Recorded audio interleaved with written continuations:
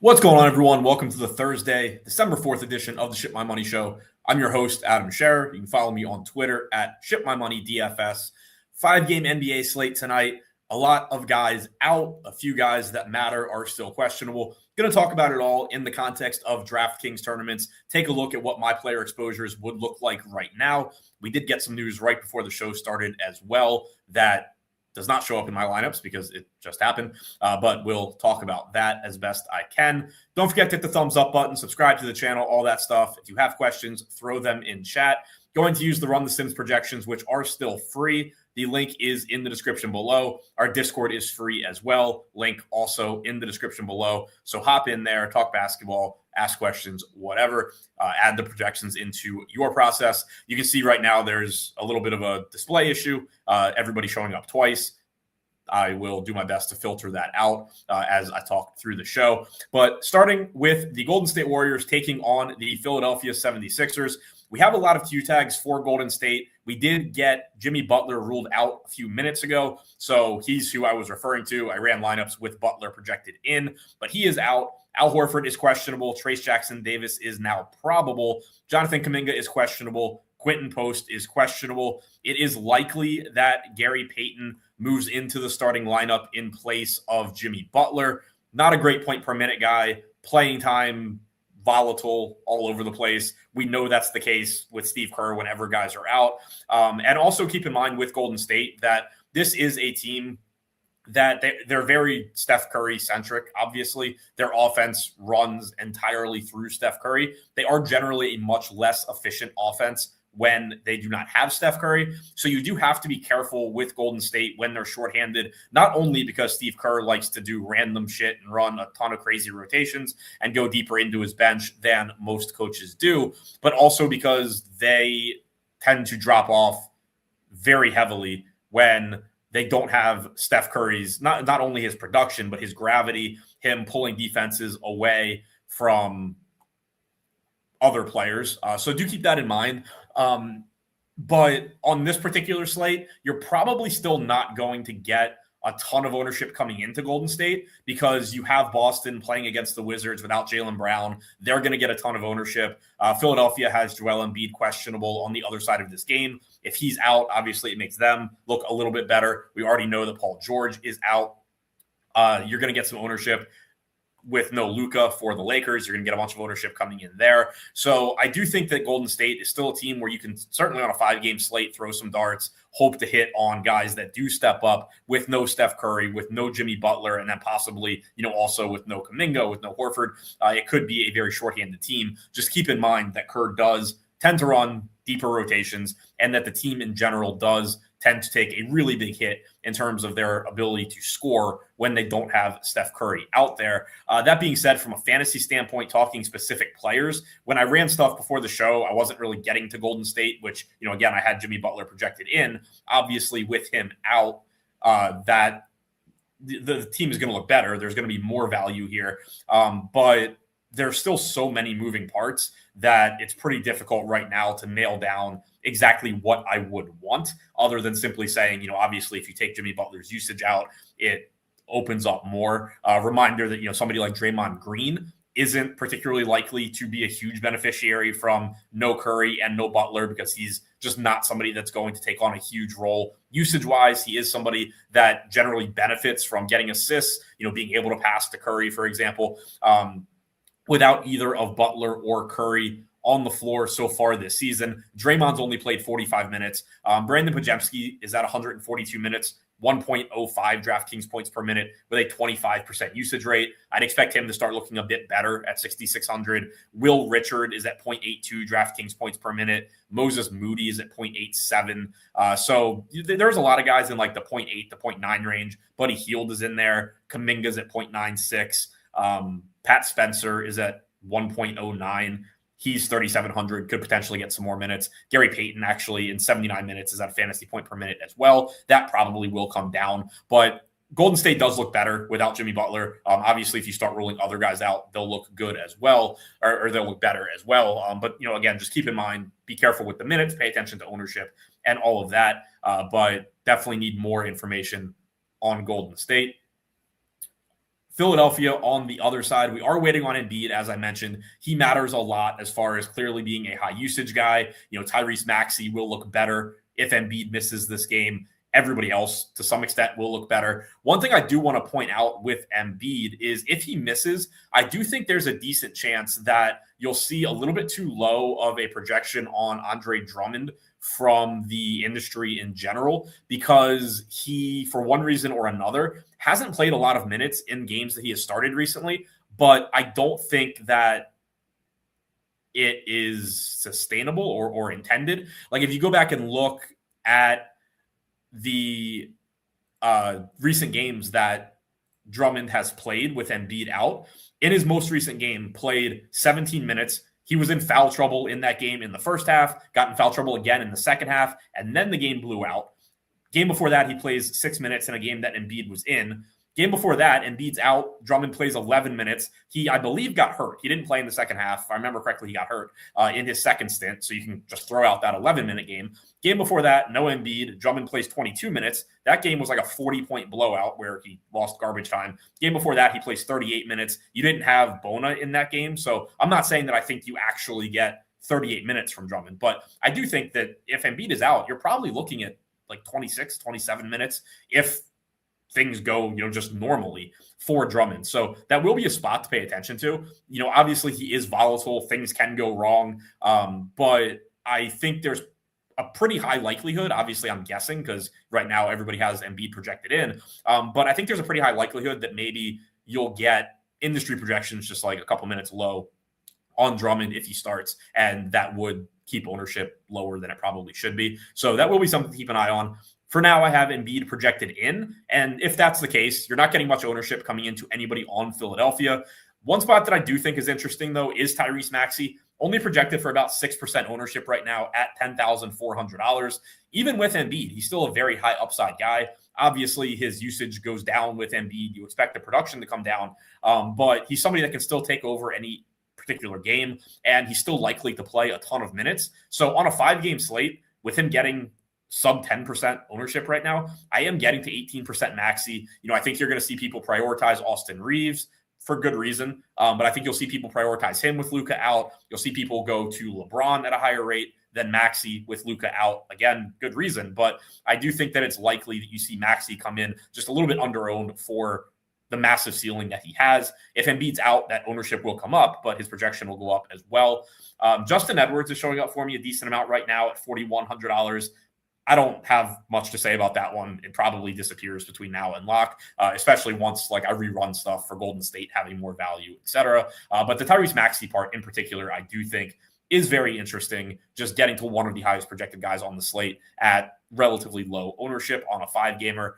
Boston taking on Washington in Washington. You're going to get a ton of ownership coming in here, and I don't really see much of a way around it. Washington is one of the most favorable matchups that you can have in DFS.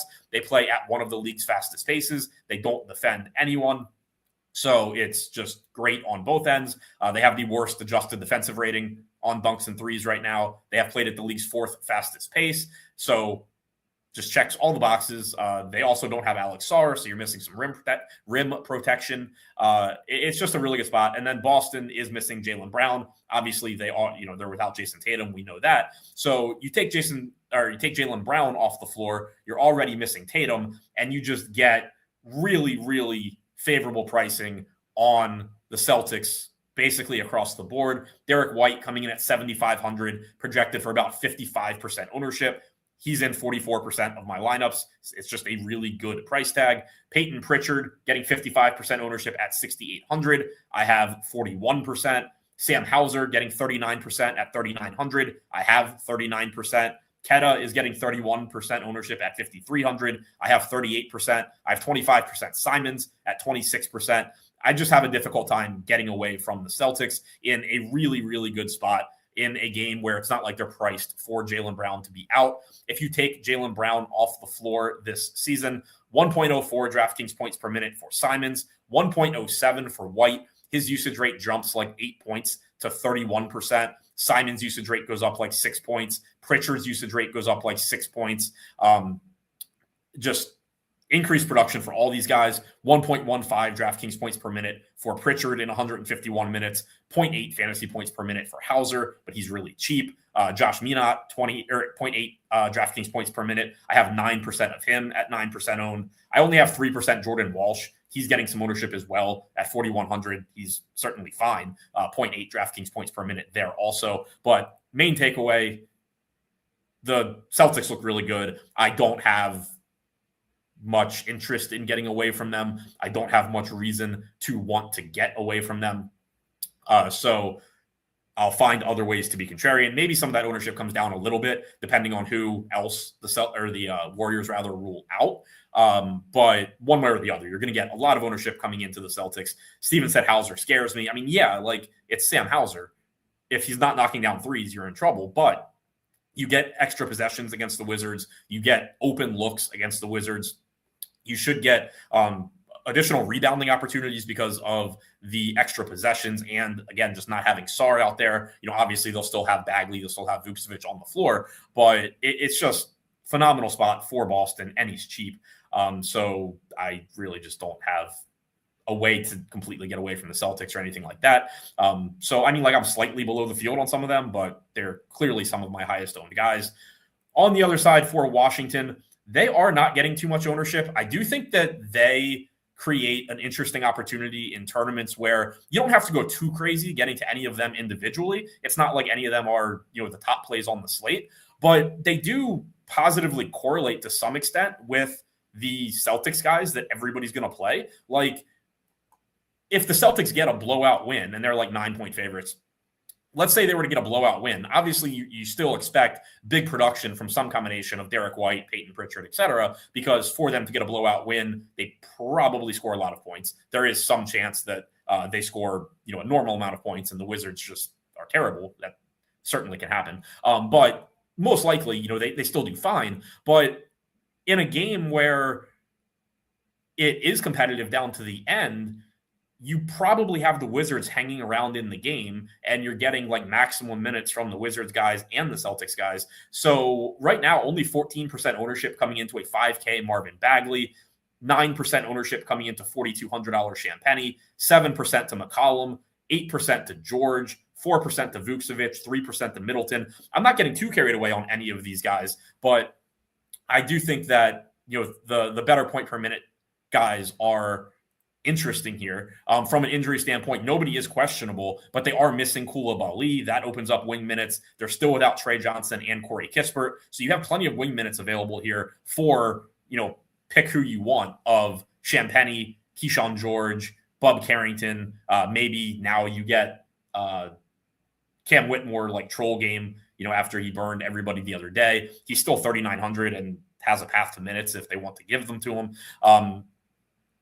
I'm getting to Champagny 18% right now at 9% owned. I have 14% McCollum at 7% owned. He's somebody that I just think is really interesting from a GPP standpoint. Like if this game gets out of control, you're not getting a fourth quarter from CJ McCollum, obviously, but he's a high usage guy. He benefits in terms of usage rate with no Alex Sarr. Like Alex Sarr has been the highest usage guy on the team this year. You take him out, you expect more of that to go to Keyshawn George and CJ McCollum.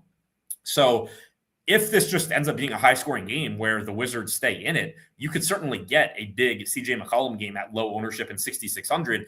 And he's kind of just like insulated from getting a lot of ownership because his ownership can't like even get steamed that much because it would mean you're taking it away from Derek White, Peyton Pritchard, Austin Reeves. Like none of that is happening. You'll probably start getting some ownership going to Podziemski at the same price point too. So I think that in lineups where, especially if you are Boston heavy, like if maybe you're playing White and you're playing Hauser and you're playing Keta or something like that, throw CJ McCollum in there. Take advantage of just, hoping this is a high scoring competitive game down to the end. That's a weird question. Steven Leibowitz also said, being the NBA, remember the Celtics with JB lost to Brooklyn a few days ago. The Celtics are like, and I don't know if it's been the case this year, I haven't noticed, but in general, they're like the least serious good team in the NBA. This is a team that constantly over the last couple of years has lost to bad teams, whether it's the Celtics are shorthanded or like, I think that they played like a Memphis team a couple years ago that had like 8 players and were missing all of their starters, and the Celtics managed to lose. Like, this is a team that plays down to their competition as much as anyone. So, and they're on the road. Like, I certainly wouldn't be expecting this game to blow out. But when you talk about somebody like McCollum in particular, I just think there's a pretty strong like correlation at the upper end between CJ McCollum just having one of those blow up games that he's going to have from time to time, and you just getting, a ceiling game from White or Pritchard along with it. I think it's just a really interesting way to attack tournaments. Overall this season, 1 fantasy point per minute for McCollum, 24.5% usage rate. If you take Alex Sarr off of the floor, it's probably going to take a second for me to load it, but I would expect that you see an increase in usage there. We haven't seen Chris Middleton be a very high usage guy, and so I do think you'll see that it is McCollum and George probably that see a bump. Keyshawn George, 21% usage rate overall, also 21% without Sarr. McCollum, 28% without Sarr, so that's like a 4-point jump. 1.16 DraftKings points per minute in 2.13. Or not in 2.1, in 213 minutes total played without Sarr on the floor. So again, like, it's not safe. There are better projected plays in this range, absolutely. But CJ McCollum, I think, very, very interesting in tournaments. Keyshawn George, 6,700, no problems with that either. I have 9%. I have 5% Middleton. Don't remember if I mentioned it, but I have 24% Bagley right now at 14% owned. The playing time for him when he has started has been solid. He's a good point per minute guy. I think he's somebody that is just going to get squeezed a little bit as far as ownership goes because you have such good value on Boston, including at the center position with Keta. You have, other value throughout the slate, but I think Bagley's still a relatively high upside guy, even though the price tag did jump to $5K. He's not the same, just plug and play free square that he was when he was 3,500. But $5K for a guy that puts up 1.1, 1.15 fantasy points per minute and is live to play 30 minutes here, still obviously looks pretty good at only about 15% ownership. 26 minutes last game, 29 the game before that. On average, you're getting 27 and a half minutes with the potential for a little bit more from Bagley. We have him projected for 26 minutes right now, as you can see on the screen, and that got him into I just lost it, but like 25% of my lineups. Not sure why those lineups all just disappeared off my screen, but let me get those back. Moving on to the Utah Jazz taking on the Brooklyn Nets in Brooklyn. 117 total for the Jazz, 113 for the Nets. Sorry, computer is freezing up on me. So I lost my lineups, but 4-point spread in this one. Taking a look at the injury report, we just got an updated injury report, so I will pull that up. Kuminga and Horford and Post all still questionable for Golden State. Embiid questionable for the Sixers. Grimes and McCain available. For Utah, we have a Q tag on Yusuf Nurkic. Kevin Love is out, so you could potentially get some more like Filipowski here if Nurkic were to get ruled out. On the net side, Joman is available. Terrence Mann is probable. They do not have Michael Porter Jr. or Drake Powell, so that does open up some additional minutes for the Nets, some value there as well.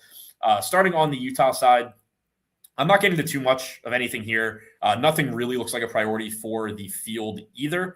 Keontae George is getting 14% ownership at 7,700. I only have 3% right now. I think he's a perfectly fine play. He is probably somebody that got squeezed for me a little bit by, for example, CJ McCollum. Like I said, I'm still getting a good amount of Pritchard. I'm still getting a good amount of White. I'm getting to Austin Reeves, although maybe not to the massive level that the field is, but I am getting to Austin Reeves. So I think all of that probably just is squeezing out Keontae George for me a little bit, but it has nothing to do with thinking that like Keontae George is a bad play or anything like that. High upside guy. Matchup is solid against Brooklyn, another just one of the worst teams in the NBA. Brooklyn so far this season has played at the league's second slowest pace, so that sucks, but they are still the fourth least efficient defensive team. So you are losing some possessions, but you're still scoring basically at will. You still have one of the highest team totals on the slate for Utah.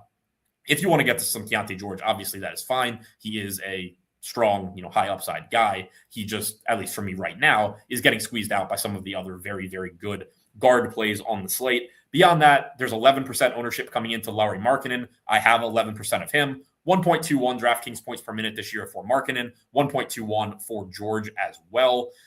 Yusuf Nurkic getting 7% ownership if he is in at 6,500. I didn't get to him, but he's at nearly 1.2 DraftKings points per minute this season in a nice spot. Certainly no issues with that. I have 7% Filipowski at 4,800. I do expect that he would benefit if Nurkic were to miss. You already don't have Kevin Love to play center minutes either. Kessler obviously out as well. So I would expect Filipowski with power forward eligibility at 4,800 to look like a pretty strong play if you take Nurkic out. If Nurkic is in, I still think Filipowski is, relatively high upside tournament play, but much more of a secondary option. 1.02 DraftKings points per minute for him. If you want to go with some low-owned value, you can look to Bryce Sensabaugh as well. 1 fantasy point per minute this year. He's 3,700, getting 6% ownership at 3,700. I have 5%. Ace Bailey getting 4% at 5K. I have 4%. So nothing that really stands out too much from the Jazz, but it is a weak Brooklyn team defensively. If you want to take some shots at, Lauri Markkanen, Keontae George, or even some of the cheaper pieces like Sensabaugh and Filipowski. On the other side for Brooklyn, a lot of ownership coming in here. Danny Wolf right now, in my ownership, getting 60% at 3,900. That is a lot. I get it. Like there are minutes available. Power forward center eligible, 3,900. We've seen solid production from him recently. I have 37%, so I am getting to him, just not quite as much as the field. But he does project well. We have him projected right now for 29 and change in 20. I forgot to load our projections. We have him projected for 24 fantasy points in 23 minutes at 3,900. That looks good. And also I have him at 48% ownership. I had the wrong ownership loaded in. But 48% ownership, I have 37%. I think that looks fine. He is $3,900, probably playing, low to mid 20s in minutes. So do pay attention to the ownership there, but he does look like a solid point per dollar play. He's been pretty productive so far this season. 1 fantasy point per minute in 93 total minutes played, 7 games, 22% usage rate, 13% rebounding percentage. He has actually assisted at a high rate so far as well. We'll see if that continues, but he's been productive. He's still cheap. And with Michael Porter Jr. out, you should get some minutes. Nick Claxton getting 27% ownership at 6,600. I only have 9%. I'm curious kind of where that's going. I know that I'm a little bit over the field on Bagley. I know I was getting Takeda. We haven't gotten to a center yet, though, that is low owned that I'm really jamming. So I don't know if I just kind of spread that exposure out or if there's like a 1-to-1 swap. I'll find out as we go through the lineups. But Claxton, again, obviously a perfectly fine play here, just not one that I am getting to in particular at the moment. But 1.08 DraftKings points per minute. He looks good. Should give you somewhere around 30 minutes as well. I'm getting to some Tyrese Martin at 4,200 as a more contrarian pivot. Only 5% projected ownership right now. I have 23%. He probably comes off the bench, probably plays low 20s in minutes, but if he's not going to get any ownership on a 5-gamer, I think he's just kind of an interesting way to try and be different. Not that I have a lot of confidence there, but it's the Nets. Like their rotation can go a bunch of different ways. I just like the idea of taking on some volatility at only 5% owned. Utah so far this season, second worst defensive team in the league, 5th fastest pace. So again, just a good spot for Brooklyn in general. You don't have Michael Porter Jr. out there, so you're going to see different rotations. Similarly, I'm getting to 21% Noah Clowney at 5,600. And then I'm actually getting to 12% Daron Sharp as well. Only projected for 3% ownership, $3,800 price tag, playing the backup center minutes behind Claxton. If you're light on Claxton, there's no reason not to be mixing in Daron Sharp and just hoping you get foul trouble from Claxton or something and you get additional playing time for Sharp. He is underpriced for his for his upside, for his even average production. 1.11 DraftKings points per minute for Sharp. For a ceiling game, you do probably need either Claxton to get in foul trouble or just like Brooklyn's second unit to play really well and get extended minutes or something. But I do like the cheap upside that Daron Sharp gives you at low ownership. Jaeger, Joman, I'm getting to 7% at 8% owned, $5,400 price tag. Zaire Williams is getting some ownership at 11% owned. I have only 1%, but if you wanted to turn some Tyrese Martin that I have into Zaire Williams, nothing wrong with that. Steven said any Danny Wolf for a pivot value too few minutes. He's the highest owned guy by far on the Nets, and my highest owned guy on the Nets. He's a value play for sure. He's not a pivot to anything. He's going to be very popular, I think. Moving over to the Lakers taking on the Raptors in Toronto. 114 total for the Lakers playing without Luka Doncic. 116 total for Toronto. You're going to have a bunch more ownership coming to a couple of guys on the Lakers, and it is the obvious ones. Beyond Luka, you don't have anything other than Marcus Smart being out. But Austin Reeves right now projected for 65% ownership at $8,300. I'm getting to 49%. So pretty similar to what I'm doing with the Celtics, where, I don't have quite as much as the field does, but it's clearly one of the most important guys on the slate for me as well. I'm going to have a lot. We've seen Austin Reeves play extremely well this year, whether Luka's playing or not, whether LeBron is playing or not. But we've seen the massive ceiling back when LeBron and Luka were both out, I think was the case. But Reeves has been very, very good overall this year. 243 minutes without Luka Doncic on the floor. Now, some of those obviously didn't have LeBron either, but I expect that the Lakers will stagger Reeves and LeBron. So you're still going to get, somewhere between 30 and 50% of Reeves minutes without LeBron or Luka on the floor. But overall, 1.66 DraftKings points per minute with no Luka on the floor, 37% usage rate, 42% assist percentage. If you put LeBron on the floor just to try and see what those minutes look like, you're going to get a small sample because of LeBron being out.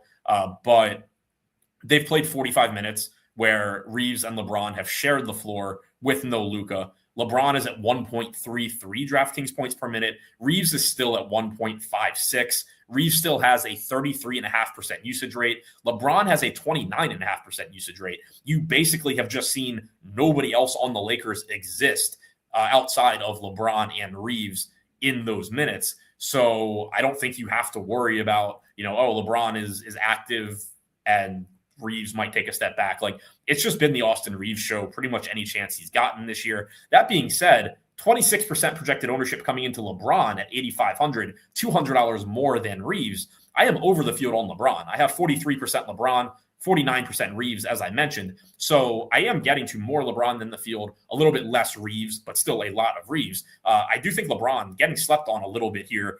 1.33 DraftKings points per minute in those 45 minutes that he has played without Luka on the floor. Small sample, obviously, but the expectation should be elevated production from LeBron, elevated production from Reeves. Outside of that, you don't have too much ownership coming in here because, as I mentioned, everything runs through. All of the Luka production is likely to run through LeBron and Reeves, and then you'll get, maybe a little bit of trickle down to some guys like Rui or LaRavia or whatever, but this is not like the Celtics where you take Jaylen Brown out and Derek White looks better, Pritchard looks better, Hauser looks better, like everybody starts to look better. It's more so like Reeves looks a lot better, LeBron looks a lot better, and then the role guys just stay in their roles as, 3-and-D guys or guys that are just out there to knock down the wide open look that LeBron gets them from time to time. So you can still play Rui, you can still play LaRavia, but they're not guys that you expect to get massive bumps from Luka being out like you do Reeves and LeBron. I have 7% Rui, I have 7% Ayton at 6,400, getting 10% ownership. I have 5% LaRavia. So the priorities here, clearly Reeves and LeBron. On the other side for the Raptors, some ownership coming in here as well. You get some nice correlation with the popular Lakers pieces. A lot of mouths to feed on the Raptors, but they have good players. They have good fantasy producers. Scotty Barnes and Mamu getting the most ownership here. Obviously, those are two very different plays. Mamu at 4,500 as a value option at power forward and center, projected for 25 minutes. You do not have Jakob Poeltl tonight. You do not have RJ Barrett. So Poeltl being out opens up more front court minutes for Mamu, potentially for Murray Boyles as well. We'll have to see who starts this game for Toronto. Not sure what they'll do there. Expectation is that you get Mamu starting, and then you get Murray Boyles at 3,500 playing a decent amount of minutes off the bench, probably like in that 23 to 24 minute range. So Mamu's getting 21% ownership. I think that's fine. I have 13% right now, but he's a good point per minute guy. You should certainly expect more playing time from him with Jakob Poeltl being out. So I think he's a solid value. I have 13%.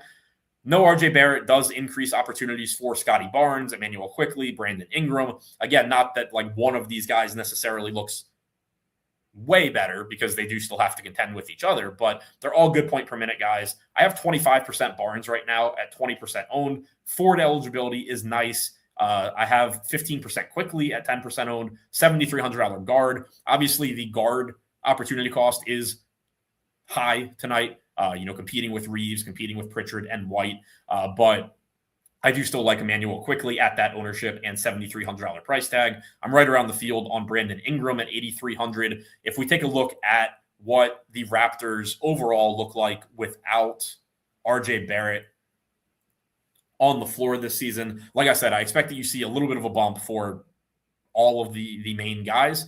Overall, 1.06 DraftKings points per minute for Ingram, 1.32 for Barnes, and 1.07 for Quickley this season. If you take Barrett off, it's actually been the biggest bump for Barnes so far. Ingram still 1.04 DraftKings points per minute, so right around where he was. Quickley 1.09, so right around where he was. Barnes actually has jumped to 1.4 DraftKings points per minute. That being said, Ingram has seen a similar bump to Barnes in his usage rate, both of them up between 3 and 4 points. Ingram 31% usage without Barrett on the floor. Barnes 27.5%.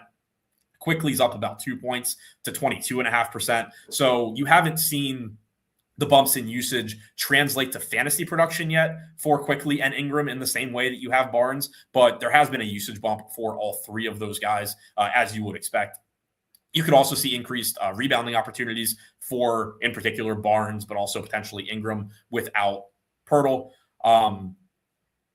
So I do like getting to these guys, but Barnes is the one I'm getting to the most. If you're looking for value here, I think it's Mamu. You can mix in some Jacoby Walters, some Jamal Shedd, some Murray Boyles. They're all like 4 to 6% owned as sub 4K guys that are not priorities in the context of the slate, but in individual lineups, you can certainly look to them.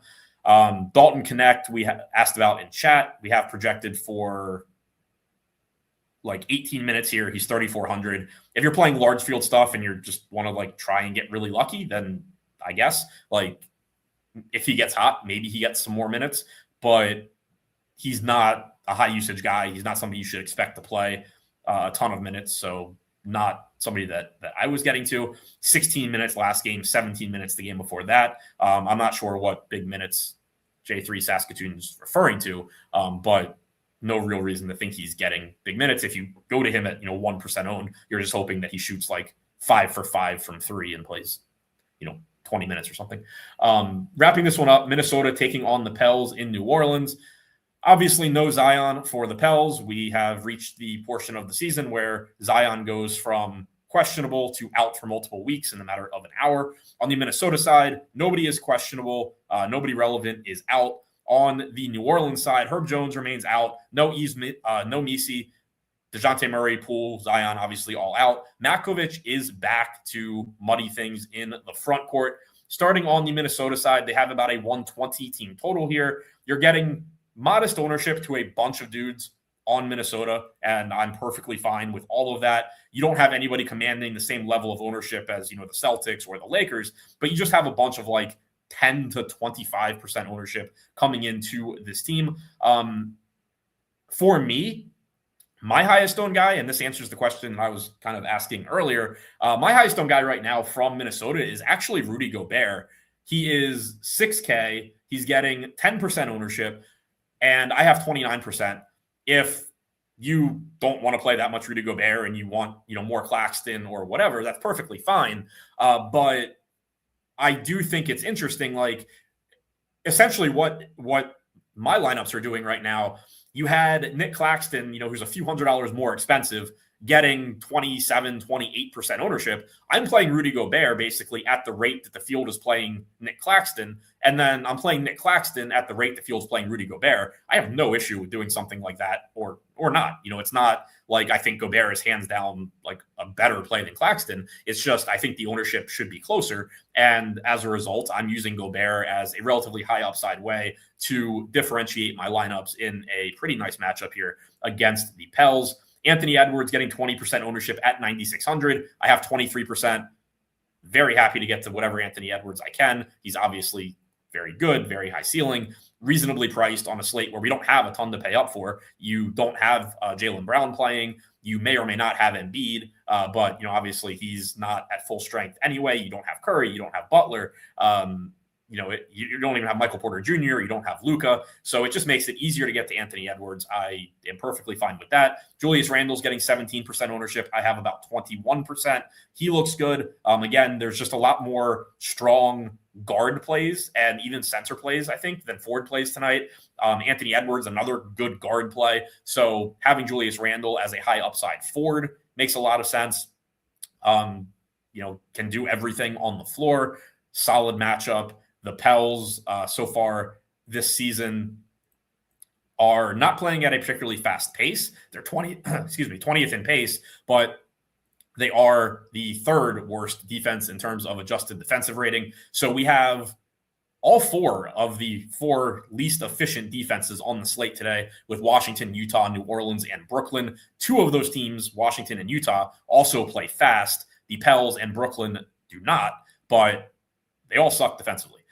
So just another, good matchup here for Minnesota. It's reflected in the 120 point total that they have. Jaden McDaniels getting 24% ownership at only $5,500. Pretty cheap price tag for him. Should get plenty of minutes in a good matchup. 0.92 DraftKings points per minute this season. I'm not quite at the field, but I have 17%. So still plenty of Jaden McDaniels for me. I have 11% DiVincenzo. I only have 5% Naz Reid. He's getting 14% ownership at $5,700. I don't really have any particular reason that I can think of that I would not want Naz Reid. I think it's just he, for whatever reason, got squeezed out of some lineups. But, coming off the bench, 1.12 DraftKings points per minute. Good matchup, obviously, somebody that can score at a very fast rate. I think all six of the main six pieces from the Pelicans look good to, varying degrees, or the Wolves, rather, against the Pelicans look good to varying degrees. I think from like a value standpoint, McDaniels looks really good. Again, I like Gobert. It's just like that pivot to Nick Claxton. I like Edwards and Randle clearly just for the raw point ceiling they give you. But all six of those main six guys for Minnesota look like strong plays. On the Pelican side, as I mentioned, Makovic is back. That could muddy things in the front court a bit. We obviously are still shorthanded, though. No true priorities. Derek Queen getting 16% ownership at 6,600. He does not have power forward eligibility anymore, so that does hurt him a bit. But he is still obviously very, very good. He's still affordably priced at 6,600. I'm getting 13%. He does it all. Like he's, obviously still a rookie. He's still got some things to learn and all of that. But very, very good playmaker. Some Jokic-esque passes already that we've seen from him. He can score. He can obviously rebound. So he's very high upside play. Preferred him when he had power forward eligibility, but still good at 6,600. Projected to play around 30 minutes here. Trey Murphy, offense needs to a large extent, run through him with no Zion. Very high upside play, but shooting guard, we have infinite guards in this, 7 to 8K range. Trey Murphy is another high upside one. He's in about 10% of my lineups. I do think Jeremiah Fears is interesting as a little bit cheaper guard. Again, that opportunity cost is very high at guard, but Fears is 5,900. I have 15%. He's 6% owned. You do get a pretty high ceiling with him. Again, rookie, you'll get some rookie mistakes. You'll get some shitty play from time to time, but he is somebody that can, go out there and get in transition, make some plays. He certainly had his share of good games. He's averaging a fantasy point per minute this year. 25.8% usage rate overall is actually higher than Trey Murphy and Sadiq Bey and Derek Queen. The only guy on the team with a higher usage rate than Jeremiah Fears this season is Zion, who obviously is not playing today. So the ceiling is there. It's just a matter of what does Jeremiah Fears do? And that's, anybody's guess. But Minnesota, obviously a team that has length defensively. They can cause plenty of problems. You have Gobert rim protection. You have Jaden McDaniels as an on-ball defender. It's not an appealing matchup, but 6% owned, $5,900 highest usage rate on the team. It's interesting to me. If you take Zion off the floor, you get like a 2-point bump in usage rate for Fears. His fantasy production stays about the same. Again, you're expecting inefficiency, but in the random games where he is actually efficient, the ceiling is still high. So I like him as a contrarian piece. Alvarado, Saddiq Bey, both getting like 5-6% ownership. I'm in the same ballpark on them. Saddiq Bey, 0.98 DraftKings points per minute without Zion this year. Trey Murphy at 1.12. So that is every game. I will go back and wrap things up position by position. Favorite under 4K play on the slate? Probably, it's either Hauser or Danny Wolf. They're both 3,900. I have 39% of one, 37% of the other.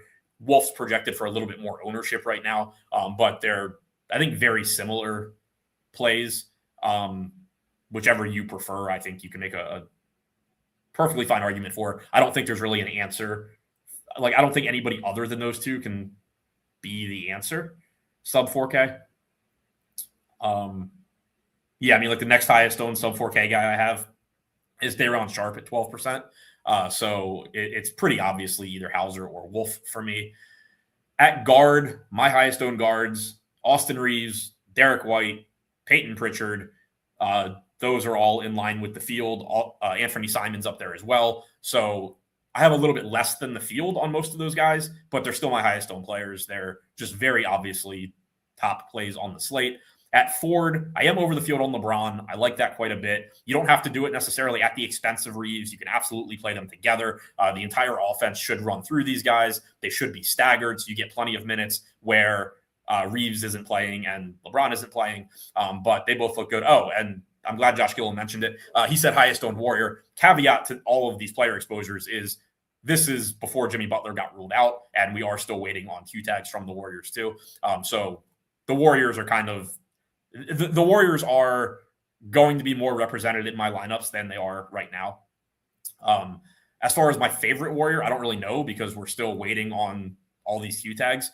We got confirmation that Butler is out and Jackson Davis is in, but Horford's still questionable, Kuminga's still questionable, and Post is still questionable. This team can look a million different ways. I do expect that you'll see plenty of offensive opportunities for Brandon Podziemski, Moses Moody to the extent that he can create, which, it's still more Podziemski, but so I like Podziemski, but again, like he's 6,600. You have a bunch of good guards already. What happens in the front court though, could open up a lot. If Kuminga's in, he's obviously somebody that'll look to get his own shot as well. But we just have a lot of moving parts still with Golden State. But with the way things look for me, prior to the Jimmy Butler news, I was getting to a lot of LeBron, Sam Hauser, obviously for value, Danny Wolf for value, Scotty Barnes as a pay up option at Ford. And then at center is where I was getting a little bit different. Not that I dislike Nick Claxton. He's a very strong center play. He'll be one of the highest owned centers, but I was pivoting to more of Rudy Gobert. I'm getting Keta at 5,300. I'm getting a bit over the field on 5K Marvin Bagley. So I like that. Didn't mention him at guard, but also like Anthony Edwards a lot. So it's kind of a tricky slate. Like most of the chalk, I think, is good chalk, at least right now. I will reiterate, because I don't know what ownership is going to look like with Golden State. But I will reiterate, keep in mind, I'm not saying that they're just like all bad plays or anything like that. But keep in mind that one, Steve Kerr likes to run deep rotations even when he is shorthanded. So just kind of assume that he's playing like anybody that he can as far as them being in the rotation. And then two, Golden State does generally see a bigger drop off than like pretty much anybody else when Curry is out in terms of their ability just to score the basketball, because their offense is so reliant on not only Steph Curry's production himself, but Steph Curry being able to draw defensive attention and open things up for other players. So do always just be wary of Golden State ownership because of those two things. Like they tend to be a little bit over projected when Curry is out from a fantasy standpoint. And then also Steve Kerr will just fuck up minutes more than pretty much anybody else. Oklahoma said, is it who is hot when Curry is out? To a large extent, yes. It's also how quickly does Steve Kerr get pissed off with whatever unit is on the floor and struggling to score, and then he'll put in another unit that also struggles to score. If Buddy Hield gets hot, does he share the court with me? Yeah, that I don't think that. Yeah, there's no reason that like Hield and Moody couldn't play together if he gets hot. But yeah, so just keep that in mind with Golden State. And also, like, if they do rule guys out and they still just don't get ownership, by all means, like, roll the dice on them. Just be very ownership, like, aware of Golden State. So that's all I have for you on this one. Thank you for checking out the show. Don't forget, thumbs up button, subscribe to the channel. Projections are free. Discord is free. Links to those in the description below. See you back here tomorrow.